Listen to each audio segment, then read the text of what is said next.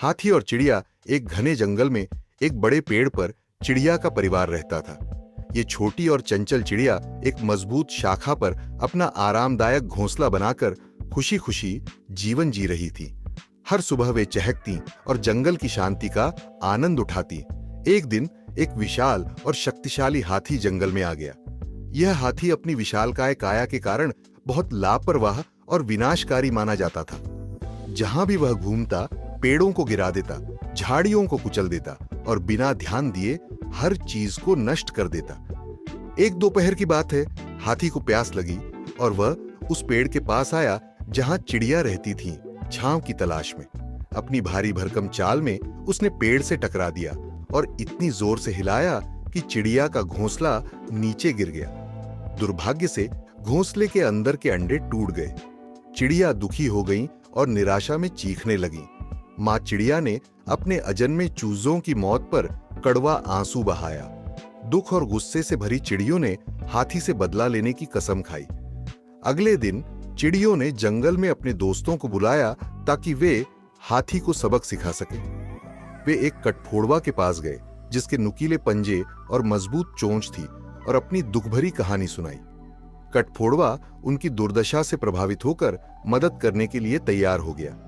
कटफोड़वा ने कहा, मैं हाथी की आंखों पर चोट करूंगा, वह अंधा हो जाएगा और इससे उसे अपने किए पर पछतावा होगा। फिर चिड़िया एक बूढ़े और बुद्धिमान मक्खी के पास गई। मक्खी अपनी चतुर चालों के लिए जानी जाती थी।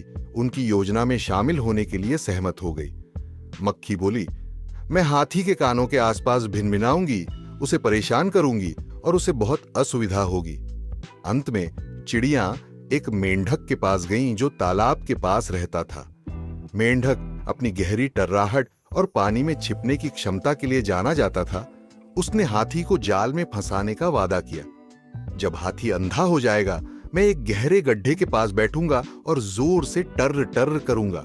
हाथी ये सोचकर कि पास में पानी है, मेरी आवाज की ओर बढ़ेगा और गड्ढे में गिर जाएगा, मेंढक ने कहा। योजना बन गई और सभी ने अपने काम शुरू कर दिए। कटफोड़वा हाथी के पास गया और जब हाथी आराम कर रहा था तो उसने उसकी आंखों पर चोट कर दी, जिससे वह अंधा हो गया। भ्रम और दर्द में हाथी जंगल में इधर उधर भटकने लगा। मक्खी ने फिर हाथी के कानों के पास जोर से भिनभिनाना शुरू कर दिया, जिससे उसकी असुविधा और निराशा और बढ़ गई। राहत पाने के लिए बेताब हाथी जंगल में इधर उधर भटकता रहा, पानी की तलाश में। जब उसने मेंढक की जोरदार टर्राहट सुनी तो उसने सोचा कि पास में कोई तालाब है और अंधेपन में उस आवाज की दिशा में चलने लगा। वह सीधा उस गहरे गड्ढे में गिर पड़ा जहां मेंढक ने उसे फंसाने के लिए बुलाया था। हाथी, जो अब गड्ढे में फंस गया था और बाहर नहीं निकल पा रहा था, उसने अपनी लापरवाही का परिणाम समझा। कभी गर्वित और शक्तिशाली हाथी अब खुद को गड्ढे में असहाय पाकर अपने द्वारा किए गए विनाश पर पछताने लगा। चिड़ियों ने अपने घोंसले की क्षति का बदला ले लिया और हाथी की पराजय से उन्हें कुछ शांति मिली।